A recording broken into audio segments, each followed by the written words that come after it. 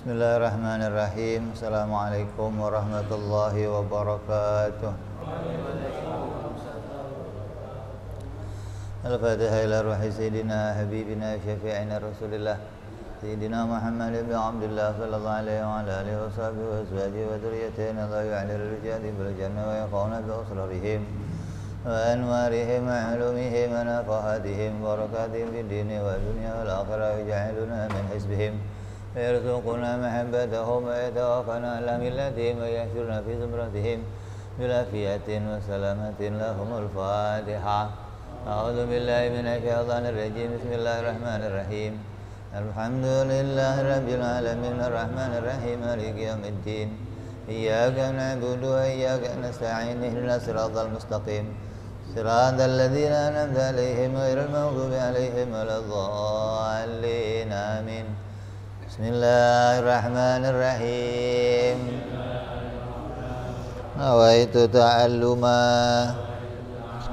wa ta'lima wa tadhakkura wa tadhkira wa naf'a wal intifa'a wal ifadata wal istifadata wal hissa ala tamasuki bi kitabillahi wa sunnati rasulillah sallallahu alaihi wasallam wa du'a ilal huda wa dilalata ala al-khairi ibtigha'a mardatihi wa qurbihi wa thawabihi wa husnil khatimah ma'al lutfi wal afiyah salahil akibah.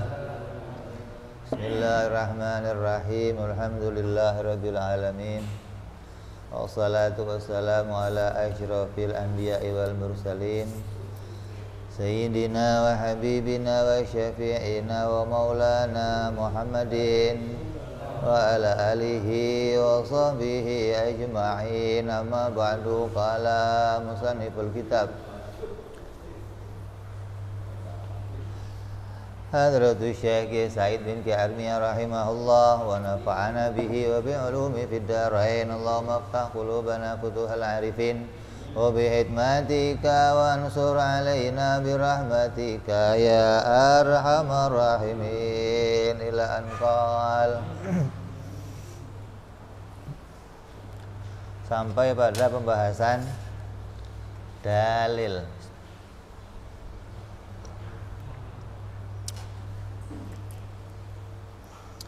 Apa yang sudah kita kaji, yang jumlahnya ada 20 sifat yang wajib bagi Allah.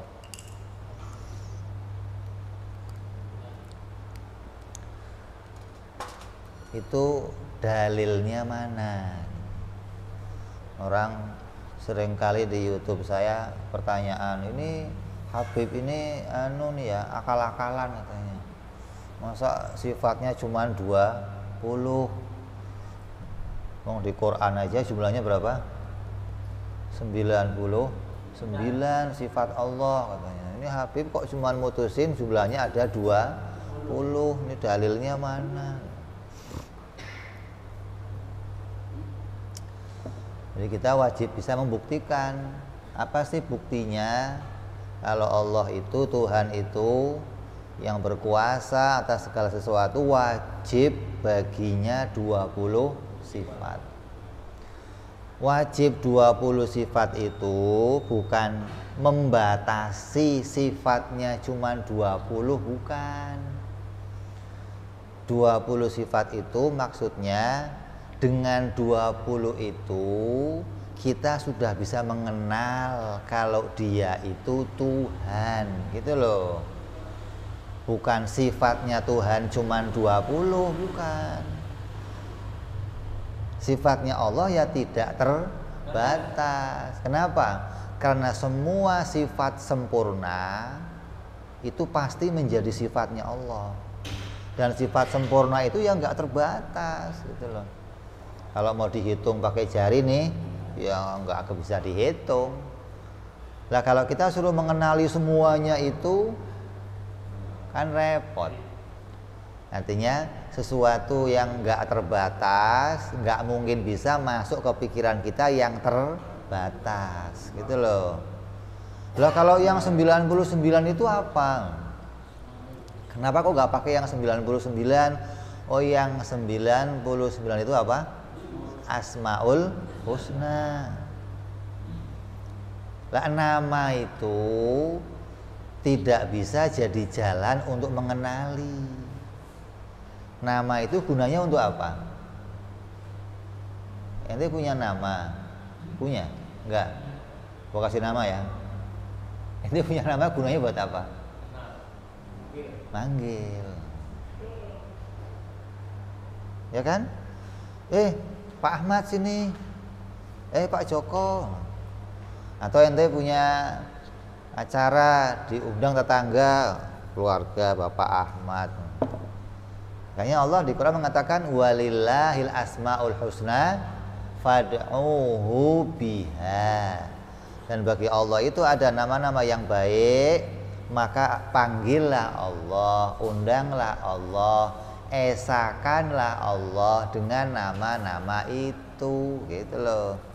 Nah, kalau untuk mengenal Allah bagaimana? Lah, ulama menggunakan dalil. Namanya dalil kias. Kias itu apa?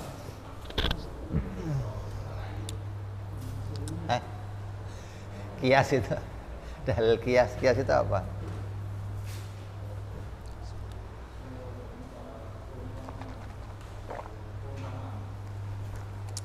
Itu kias dalam fikih. Kalau kias dalam fikih contohnya begini. Wala takullahuma uffin. Ya. Ada kan hadis Nabi, jangan kamu ngomong sama orang tua kamu itu uffin. Jangan. Nah, dikiaskan oleh ulama, kalau aja jangan, apalagi banting gelas gitu loh, apalagi dorong, apalagi bentak, apalagi gitu loh. Mau ngomong aja jangan, itu kias namanya.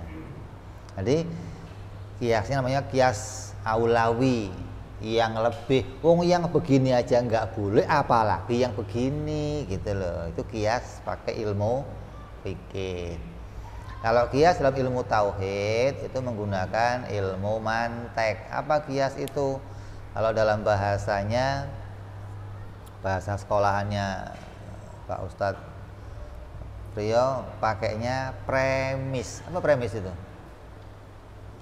Dua susunan premis, dua susunan kalimat yang kemudian mempunyai kesimpulan, gitu loh. Jadi dua susunan kalimat yang disusun yang mempunyai kesimpulan. Contoh, kalau hari sudah siang, pasti matahari muncul. Kalau di luar sudah terang, pasti matahari sudah muncul. Pasti nggak itu? Pasti. Nah, itu namanya dua susunan kalimat yang mempunyai kesimpulan. Kalau Joko itu laki-laki, pasti punya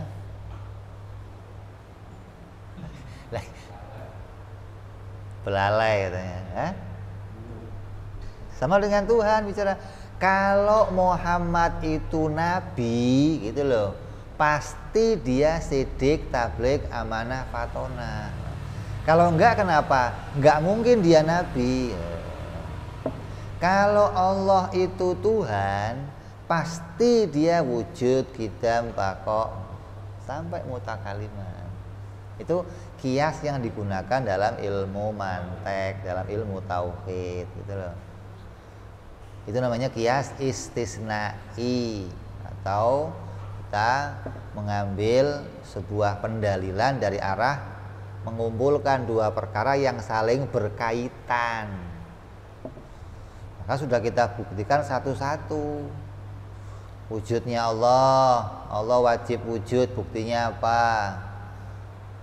Allah wajib qidam, buktinya apa? Allah wajib baqo, buktinya apa? Sampai satu persatu lah.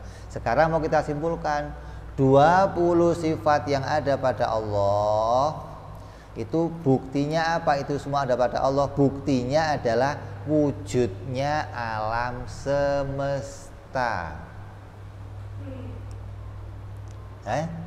Kalau alam ini muncul pasti diciptakan. Nggak mungkin alam ini muncul nggak ada penciptanya. Penciptanya alam ini pasti yang bersifat kuasa, bersifat esa, bersifat melihat, mendengar, sampai 20 sifat. Kenapa? Kalau tidak 20 sifat itu tidak ada pada dia, maka dia pasti lemah. 20 sifat itu menunjukkan sifat kekuasaan, sifat ketuhanan, gitu loh. Dengan 20 itu kita bisa menunjukkan bahwa dia maha kuasa, dia maha menciptakan, dia maha tidak butuh pada segalanya. Maka 20 itu ada pada Allah, dibuktikan dengan apa? Munculnya alam semesta, langit, bumi dan segala isinya jadi bukti bahwa 20 sifat itu pasti ada pada Allah. Nggak mungkin berkurang satu pun, nggak mungkin. Kalau kurang satu aja gimana? Dia lemah, gitu loh. Kayak contohnya ginilah. Allah melihat, Allah mendengar, Allah berkuasa, Allah berkehendak komplit, tapi dia buta, gimana? Cacat berarti. Oh, Allah itu wujud, qidam, baqo semua, tapi dia bisu, gimana? Jadi sifat-sifat ini sudah dibuktikan tidak mungkin kurang satu pun pada Allah, gitu loh. Lebih jelas. Tapi ini batasan seminim-minimnya untuk mengenali Allah. Dengan 20 ini kita bisa mengenal dia adalah Tuhan yang bisa menciptakan segala sesuatu. Dan dia tidak butuh kepada segala sesuatu. Maka kita harus membuktikan ini. Jadi kalau kamu ditanya bukti adanya Allah itu apa? Bukti adanya Tuhan. Nah, tanya dulu lah, kamu tahu Tuhan enggak? Tuhan itu apa? Tuhan itu ya zat yang punya sifat wujud, qidam, baqo sampai mutakal. Itu baru Tuhan. Kalau enggak punya sifat itu bagaimana? Kalau enggak punya sifat yang 20 bagaimana? Jadinya makhluk, itu loh. Kan yang kita ketahui cuma ada dua, wujudnya Tuhan sama wujudnya makhluk. Kalau sesuatu itu enggak ada sifat 20 itu, ya pasti dia punya sifatnya makhluk. Enggak ada sifat lainnya, enggak ada. Enggak ada, oh ini setengah Tuhan, setengah makhluk, ada? Nggak ada. Adanya sifat Tuhan atau sifat makhluk, gitu loh. Nah, sifat makhluk apa? Ya tadi ya bisa buta, bisa melihat, bisa mendengar, bisa tuli, bisa bisu, bisa bicara, bisa hidup, bisa mati, bisa bodoh, bisa pinter. Kan sifat makhluk begitu. Nah, kalau Allah, oh Allah nggak mungkin punya sifat-sifat itu, nggak mungkin. Allah apa? Wajib melihat, wajib mendengar, wajib bicara, wajib berkehendak, wajib mengetahui, wajib berkuasa. Semua sifat Allah wajib. Itu loh. Ya, jadi ada yang 20 sifat itu hilang dari Allah satu saja, artinya kita nggak mengimaninya, berarti kamu salah mengimani tentang Allah. Jadi wajib kita imani Allah itu bersifat 20 dengan dalil adanya alam semesta. Nah, alam semesta itu isinya apa aja?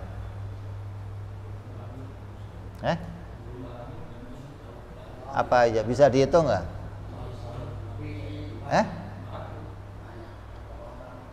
Banyak. Kalau dihitung bisa?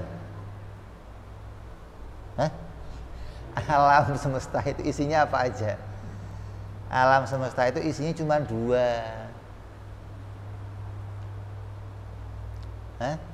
Isinya berapa? Isinya berapa? Apa 2 itu? Jirim sama arot.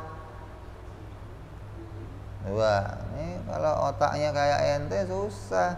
Isinya udah ada token listrik, isinya udah uang belanjaan, terus nggak dicatat gitu, ya susah.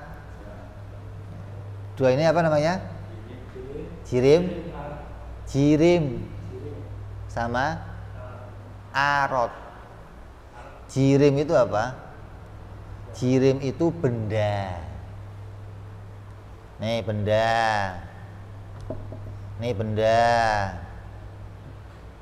Namanya apa ini? Jirim. Ini buku saya. Setiap benda itu disebut dalam ilmu tauhid namanya jirim. Nah, dalam setiap jirim pasti punya arot. Arot itu bahasa kitanya sifat. Contohnya mana sifat? Biru, tinggi, halus. Namanya apa itu? Arot atau sifat. Jadi alam, kalau Anda ngomong alamin, itu berarti apa bentuknya? Jamak. Jamak itu berarti kata yang menunjukkan banyak. Kalau satu berarti alam. Kalau banyak alamin. Berarti ini namanya apa ini? Alam. Kalau ini namanya apa? Alamin. Gitu loh. Alhamdulillahirabbil, berarti yang menciptakan seluruh alam. Gitu loh. Jadi kalau bicara alam, satu aja ini, nggak usah banyak-banyak. Ini satu juga namanya alam, gitu loh. Kalau banyak ini namanya alamin. Alam itu isinya apa? Benda dan sifat. Benda itu yang menempat ini, yang ada ruangannya. Sifat itu yang mana? Yang melekat pada dia. Ada biru, bundar, lonjong, halus, tinggi. Ini pada gelas nih. Kalau sifat pada kita apa contohnya? Sifat pada kita contohnya apa? Kenyang, lapar, sehat, sakit. Itu namanya apa? Sifat. Emang apa namanya?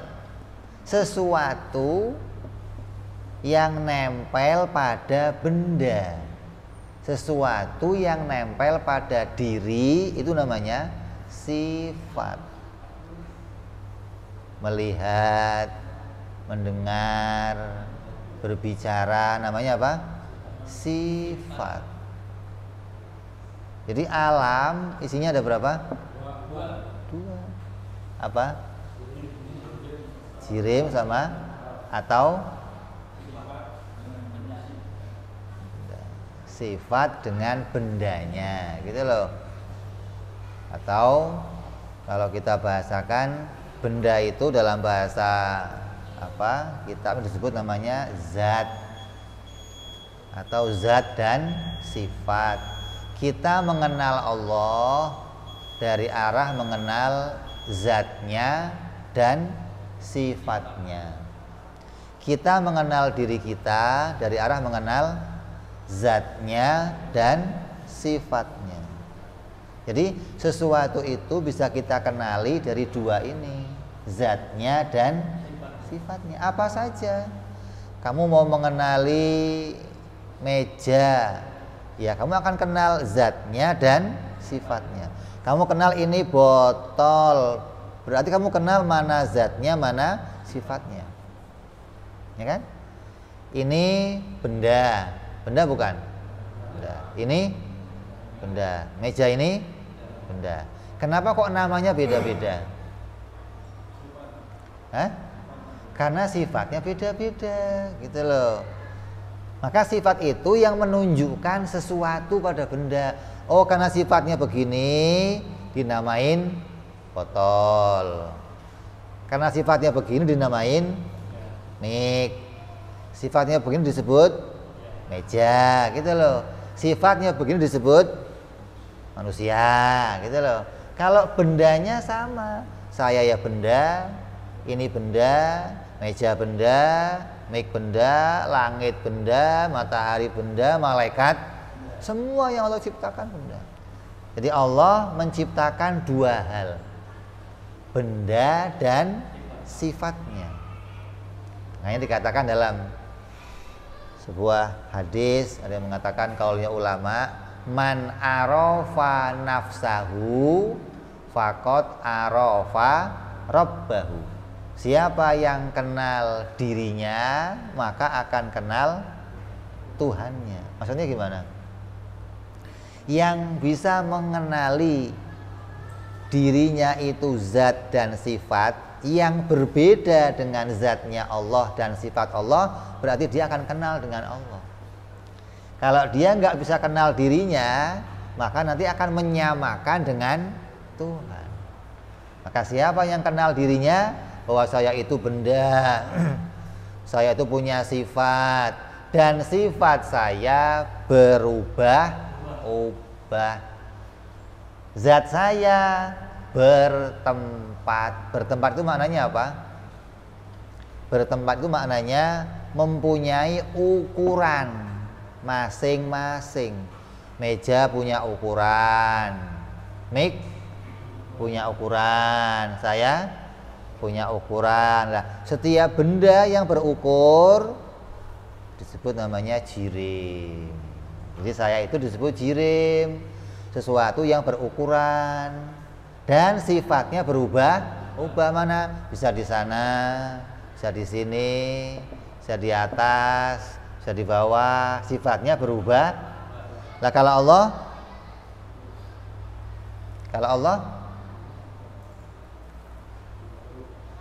gimana?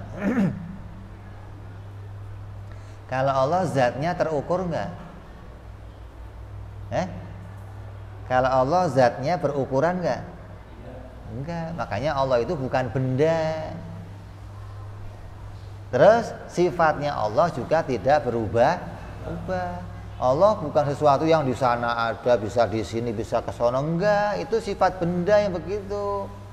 Makanya yang mengatakan Allah itu di atas, berarti dia enggak kenal Allah.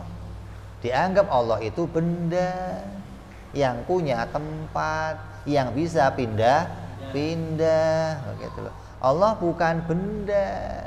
Makanya kalau kamu nggak kenal diri kamu sendiri, yang isinya itu adalah zat yang bertempat dan sifat yang berubah-ubah, maka kamu nggak akan bisa kenal Allah, gitu loh. Ya, jadi kenal Allah itu harus pakai ilmu. Kenal Allah harus pakai pengetahuan. Nggak bisa kamu kenal Allah terus pokoknya saya yakin aja lah tentang Allah, gitu loh. Lah kalau kamu yakin aja, nanti yang bisa kamu kenali apa? Ketika Allah itu nanti menguji kita dengan makhluk yang dimunculkan suruh ngaku saya Allah, kamu tertipu nggak kira-kira? Kenapa tertipu? Karena nggak kenal. Lah kalau sekarang tertipu nggak? Kalau sekarang tertipu nggak? Kamu nggak boleh tertipu, dan ini pasti akan terjadi. Kamu diuji oleh Allah untuk mengenali Allah, pasti terjadi. Pernah terjadi pada zaman Syekh Abdul Qadir Jailani radhiyallahu anhu. Tuan Syekh Abdul Qadir pernah didatangi sinar terang, warnanya biru sinarnya. Tiba-tiba sinar itu bicara, Abdul Qadir, saya adalah Allah. Coba gimana kamu? Andai sinar itu datang ke kamu, gimana kira-kira? Kamu sujud nggak kira-kira nyembah dia? Sinarnya bicara, ngaku Abdul Qadir, saya Allah, Tuhan kamu. Gimana? Tertipu nggak kamu? Kalau kamu nggak bisa kenali Allah, kamu mesti tertipu. Loh kan saya nggak bisa lihat Allah, Bib, gimana ngenalinya? Cara ngenalinya pakai diri kita. Maka kamu disuruh kenal diri kamu. Man arafa nafsahu faqad arafa rabbahu. Yang kenal dirinya pasti kenal Tuhannya, gitu loh. Cara kenal diri gimana? Ya tadi, alam itu isinya berapa? 2. Apa? Jirim sama arad. Jirim itu yang bagaimana? Benda yang bertempat. Arad yang bagaimana? Sifat yang berubah-ubah, gitu. Nyambung nggak? Jirim yang bagaimana? Benda yang bertempat. Arad, sifat yang berubah-ubah. Nah, sekarang kita uji. Sinar itu apa? Benda. Bertempat enggak? Bertempat. Jadi ketika kamu kok melihat sinar yang bertempat ngaku Tuhan, kamu ambil sendal lempar, bohong loh. Begitu. Walaupun dia ngomong saya Allah, gitu loh. Begitu Syekh Abdul Qadir ngambil sendal, dilempar setannya, dia hilang. Kata setan itu apa? Abdul Qadir, 70 orang yang seperti kamu sudah jadi pengikut saya. Coba. Kamu tahu kelas Syekh Abdul Qadir? Kelasnya apa? Coba. Artinya, maksudnya banyak di antara mereka yang ahli thariqah, kerjaannya wiridan sampai doble aja. Terkena fitnah itu. Kenapa? Wirid kenal Allah, wirid nyebut Allah, namanya tiap harus sebut Allah, Allah, Allah, Rahman, Rahman, Rahman. Tapi nggak kenal yang mana, kan repot. Repot nggak ente? Begitu datang bingung, Tuhan bukan ya? Tuhan bukan ya? Jadi kamu nggak beres. Kalau kamu hanya ngandelin wirid kamu, nggak mau kenal Allah, kamu nggak beres. Karena akan ada fitnah yang besar untuk kita hadapi. Dan kalau kamu gagal menghadapi itu, ibadah kamu, wirid kamu habis semua. Nggak ada gunanya. Maka ini penting agar kamu kenal diri kamu. Man arafa nafsahu faqad arafa rabbahu. Siapa yang kenal dirinya, maka akan kenal Tuhannya. Gitu loh. Lah, sifat-sifat Allah ya yang 20 tadi yang enggak mengalami perubahan, enggak berubah-berubah, enggak. Sifat Allah tetap. Kalau sifat makhluk berubah-ubah, kadang hidup, kadang mati, kadang ganteng, kadang jelek, kadang pinter, kadang bodoh, tinggi, kadang pendek, di sono, di sini, mengalami perubahan. Lah, semua sifat yang mengalami perubahan itu bukan sifatnya Allah. Sifat Allah sifat yang tetap, yang enggak mengalami perubahan. Kamu kira itu orang-orang yang pada nyembah berhala, nyembah matahari, nyembah batu. Orang Indonesia dulu nyembahnya apa? Dulu orang Indonesia nyembahnya apa? Animisme, nyembah apa aja lah. Ada tokek disembah, ada kadal disembah, ada tempayan disembah. Maka nanti ketika mereka itu mati dengan meyakini itu sebagai Tuhan, begitu mereka dibangkitkan di akhirat dalam keadaan susah, yang akan dimintain tolong siapa? Siapa? Ya Tuhan mereka. Lah siapa lagi, wong? Di dunia mereka menyembah itu kan. Maka begitu mati, bangkit dalam keadaan susah, mereka akan cari Tuhannya. Terus Allah tampakkan tuh Tuhan itu. Nah, sebagai ujian untuk mereka, maka mereka mendatangi, wah Tuhan yang saya sembah di dunia dulu datang, sono ke sono, tolong selamatkan kami, tolong ringankan beban kami, tolong. Coba. Begitu datang ke Tuhan masing-masing, apa kata Tuhannya? Apa kata mereka? Memangnya saya Tuhan. Apa kamu pernah menerima utusan dari saya yang mengatakan saya ini? Kok kamu bisa buat keputusan saya Tuhan dari mana? Mereka terdiam. Tapi kan bapak-bapak kami nyembahnya kamu. Tapi saya tidak pernah mengatakan diri saya Tuhan. Dan saya nggak pernah menjadikan utusan memberitakan kalau saya Tuhan. Maka mereka yang datang kecewa, digiring bersama mereka langsung dimasukkan ke neraka. Mereka nggak mengenali Allah sama sekali. Mereka nggak menemuin Tuhan sama sekali. Orang-orang mukmin yang melihat itu mengatakan, itu bukan Tuhan kami. Kami nggak menyembah yang demikian. Orang-orang mukmin bertahan dengan keyakinannya, dengan keimanannya, mengenal Tuhan saya bukan jirim, Tuhan saya sifatnya bukan arot. Ini inti utama. Sampai wali yang tingkatnya malaikat sekalipun kenalnya Allah pakai dua ini, bahwa Tuhan itu bukan jirim zatnya dan sifatnya bukan arot. Jadi kalau kamu kok sampai nggak kenal dua ini, kamu nggak akan kenal Tuhan.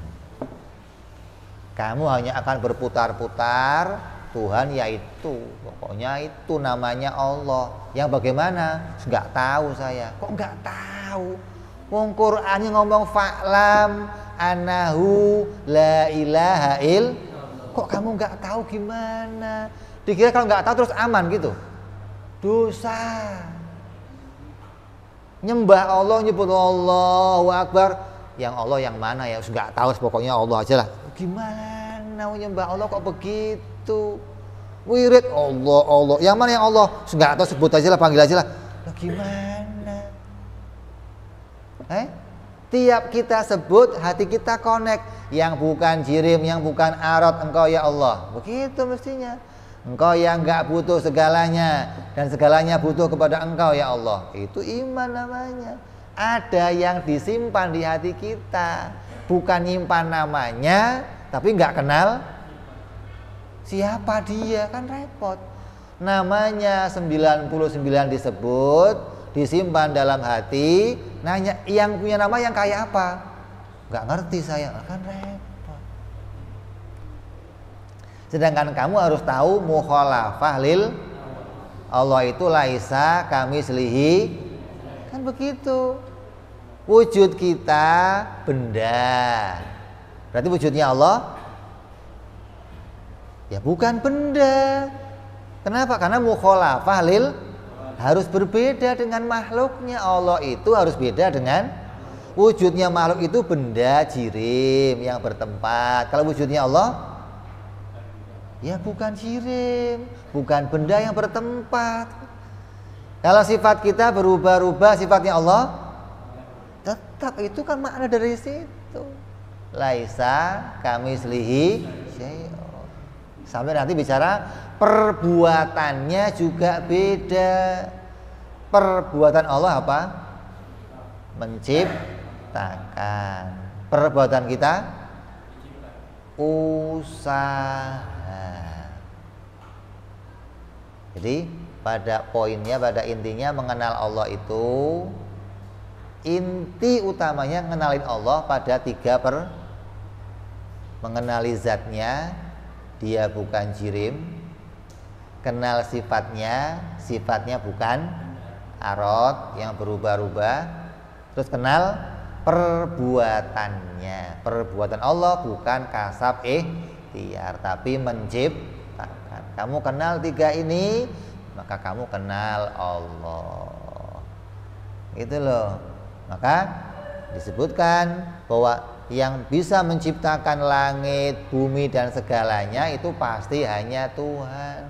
Dan yang Tuhan yang bagaimana? Yang bersifat wujud, qidam, baqa, mukhalafah sampai mutakal. Karena dengan sifat-sifat itu, sifat yang tetap bagi Allah dan sifat yang tidak mengalami perubahan. Maka ketika kamu sholat, Allahu Akbar, ada di pikiran kamu itu ada sesuatu gitu loh. Wahai zat yang bukan jirim, bukan arad. Wahai zat yang enggak butuh segalanya. Ada yang kamu ingat, bukan namanya bolak-balik. Ya Allah, bagaimana? Pokoknya Allah.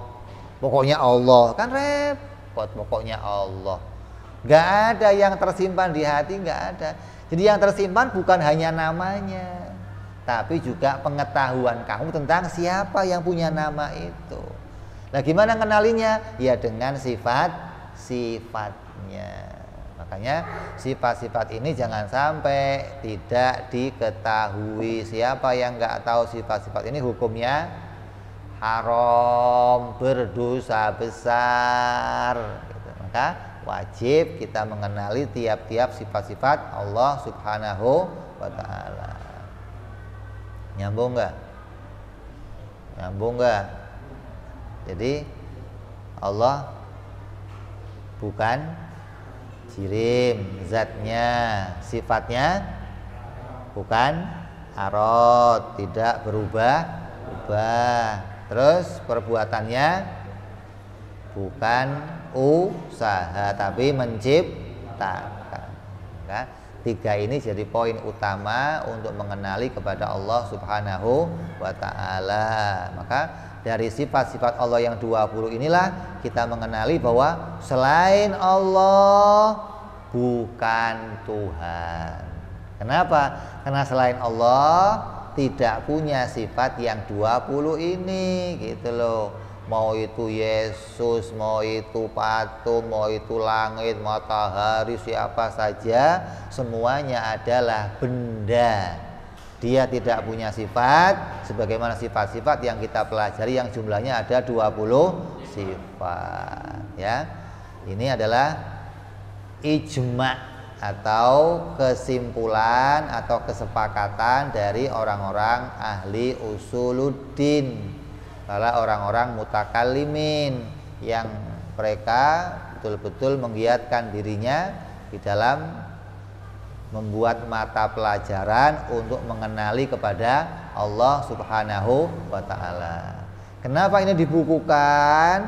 Karena banyak orang salah kenal Allah. Maka ini diberikan buku biar gampang jadi mata pelajaran. Mudah-mudahan siapa yang menjadi orang yang mengikuti ini, maka imannya akan sama dengan imannya para salafun saleh, para pendahulu-pendahulu kita. Siapa itu? Mereka yang hidup pada tahun 300 Hijriyah. Orang-orang yang dekat dengan para tabi'in, para tabi'in dan para sahabatnya Rasulullah Sallallahu Alaihi Wasallam, hingga keimanan mereka, keyakinan mereka masih terjamin benarnya. Mudah-mudahan kita semua senantiasa berada dalam keyakinan yang benar, keimanan yang benar, i'tiqad yang benar, hingga kita bisa sampai kepada menghadap Allah, membawa iman dan Islam, mati dalam keadaan husnul khatimah insyaallah. Amin ya rabbal alamin. Kita akan sampaikan lagi yang akan datang setelah bicara sifat yang wajib bagi Allah, bicara yang mustahil bagi Allah, tinggal bicara bab yang ketiga, bicara tentang jaiz insyaallah. Wallahu a'lam bissawab. Wa ila hadratin nabi. Al-Fatihah. A'udzu billahi minasyaitonir rajim. Bismillahirrahmanirrahim. Alhamdulillahirabbil alamin. Arrahmanir rahim. Maliki yaumiddin. Iyyaka na'budu wa iyyaka nasta'in. Ihdinas siratal mustaqim.